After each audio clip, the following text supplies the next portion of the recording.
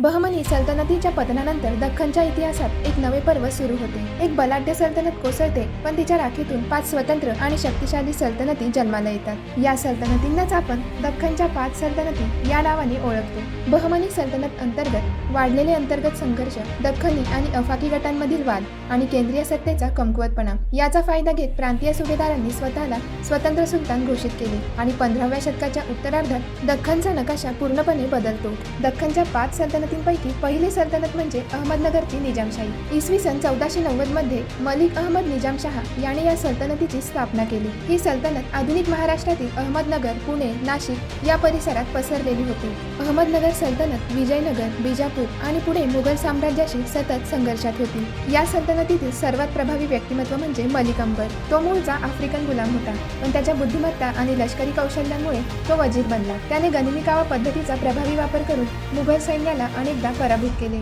दुसरी आणि सर्वात दीर्घकाळ टिकलेली सल्तनत म्हणजे बिजापूरची आदिलशाही। याची स्थापना युसुफ आदिलशाह याने 1490 साली केली। बिजापूर सल्तनत कर्नाटक आणि महाराष्ट्राच्या मोठ्या भागावर राज्य करत होती। ही सल्तनत स्थापत्यकलेसाठी विशेष प्रसिद्ध आहे। आदिलशाही सुलतान धार्मिक सहिष्णू होते। हिंदू अधिकाऱ्यांना उच्च पदे दिली जात होती। बिजापूरचा दरबार कला, संगीत आणि साहित्याचा केंद्रबिंदू होता। तिसरी सल्तनत म्हणजे गोलकोंड्याची कुतुबशाही। इसवी सन 1518 मध्ये कुली कुतुबशाह याने ही सल्तनत स्थापन केली। गोलकोंडा सल्तनत हिऱ्यांच्या व्यापारासाठी जगप्रसिद्ध होती। कोहिनूर सारखा प्रसिद्ध हिरा याच प्रदेशातून मिळाला। या सल्तनतीचे सर्वात मोठे योगदान म्हणजे हैदराबाद शहराची स्थापना। मुहम्मद कुली कुतुबशाह याने चारमिनार बांधून हैदराबादला सांस्कृतिक ओळख दिली। बेरार ही सल्तनत तुलनेने लहान पण महत्त्वाची होती। इसवी सन 1490 मध्ये फतुल्ला इमाद शाह याने इमादशाहीची स्थापना केली। आजच्या विदर्भ भागात ही सल्तनत अस्तित्वात होती। बेरार सल्तनत लवकरच बिजापूर आणि अहमदनगरच्या राजकारणात अडकली। अखेरीस ही सल्तनत